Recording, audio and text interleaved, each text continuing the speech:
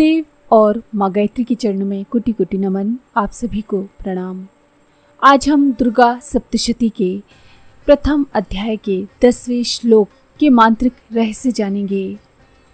आदि शक्ति की लीला कथा में आध्यात्मिक क्रियाओं और मांत्रिक विधियों के साथ साथ तत्व ज्ञान की रहस्यता समाई हुई है।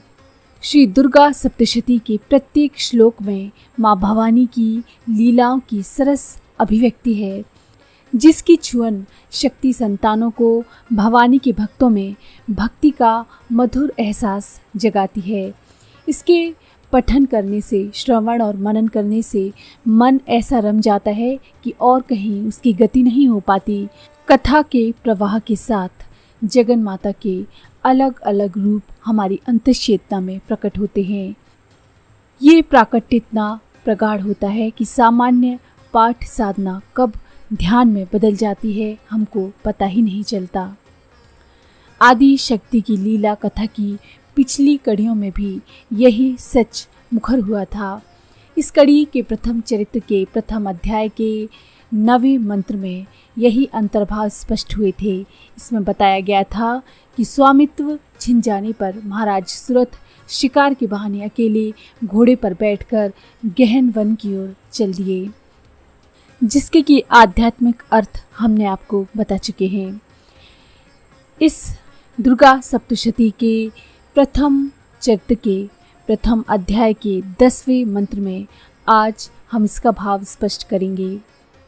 महाराज सुरथ के वन में जाने के बाद उन्होंने वहाँ द्विज श्रेष्ठ मेधा का आश्रम देखा, जहाँ कितने ही हिंसक जीव अपनी स्वाभाविक हिंसावृत्ति को छोड़कर परम शांत भाव से रहते थे। मुनि के बहुत से शिष्य उस वन की शोभा बढ़ा रहे थे। दुर्गा सप्तशती के इस श्लोक के आध्यात्मिक रहस्य भी उत्कृष्ट एवं मनोरम है। ये आध्यात्मिक साधक की साधना का पहला पड़ाव होता है, जिसका अनुभव प्रत्येक उस साधक को होता है जो अपनी साधना का प्रायश्चित भाग पूरा कर चुका है। जो शिष्य भी निष्ठापूर्वक साधना कर रहे हैं, जिन्हें अपने सद्गुरु की कृपा प्राप्त है, उन्हें अपनी साधना की प्रगाढ़ता में ये बोध अवश्य होगा कि साधना के प्रारंभ में प्रत्येक साधक को अपने जन्म जन्मांतर के नकारात्मक कर्म अवश्य भोगने पड़ते हैं। समर्थ सद्गुरु अपने प्रत्येक शिष्य को साधना के प्रथम चरण में ही ये सुअवसर देते हैं। यदि ऐसा ना किया जाए तो नकारात्मक कर्म साधक का किसी भी उन्नत स्थिति से पतन करा देंगे। पौराणिक साहित्य में ऐसे अनेक कथा प्रसंग मिलते हैं। महर्षि विश्वामित्र के अप्सरा मेनका द्वारा छले जाने की कथा से तो आप सभी परिचित हैं।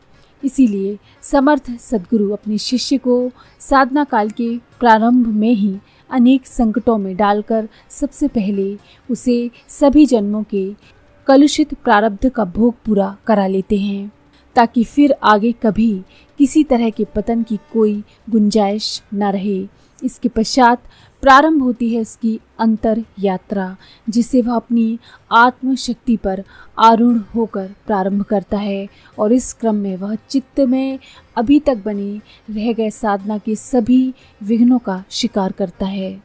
इसी क्रम में शुभ संस्कारों की डगर उसे अंतर प्रज्ञा तक पहुंचाती है। साधक की ये अपनी अंतर प्रज्ञा ही ऋषि मेधा है। यही अपने प्रिय सद्गुरु का वह चिद्घन एवं चैतन्य स्वरूप है, जो स्वयं की अंतश्चेतना में प्रतिष्ठित है। महाराज सुरथ रूपी जीवात्मा का महर्षि मेधा से मिलन आध्यात्मिक साधना के उच्च अध्याय में प्रथम प्रवेश है। यह आध्यात्मिक प्रकाश लोक में साधक का प्रथम पग है। ये सच है कि इस अवस्था में पहुंचने पर वास्तविक साधना का प्रारंभ होता है। इसके पहले तो सिर्फ पिछले जन्मों के कर्मों का भुगतान ही चलता रहता है। इस अवस्था का अर्थ है अब अपनी अंतश्चेतना परिष्कृत हो गई है। यही नहीं, अपने प्यारे सद्गुरु अंतर्यामी बनकर अपनी अंतश्चेतना में विराज गए हैं। इस अवस्था में साधक का अंतर विवेक प्रखरता से प्रदीप्त हो जाता है। यहाँ मिलता है उसकी सभी जिज्ञासाओं और प्रश्नों का समाधान। यहाँ सभी तरह के अंतर विरोध समाप्त हो जाते हैं। शुभ एवं प्रकाशपूर्ण वृत्तियों का बाहुल्य होता है। यही तो मुनि मेधा का शिष्य समूह है। इस महामुनि मेधा की चर्चा अन्य ग्रंथों में भी की गई है। देवी भागवत में इनका उल्लेख सुमेधा के नाम से और ब्रह्म वैवर्त पुराण में मेधस नाम से इनका उल्लेख किया गया है। लेकिन आध्यात्मिक साधकों की साधना अनुभूति में ये अंतर प्रज्ञा हैं, जो कि विकसित होकर ऋतंभरा प्रज्ञा का स्वरूप पा जाती है।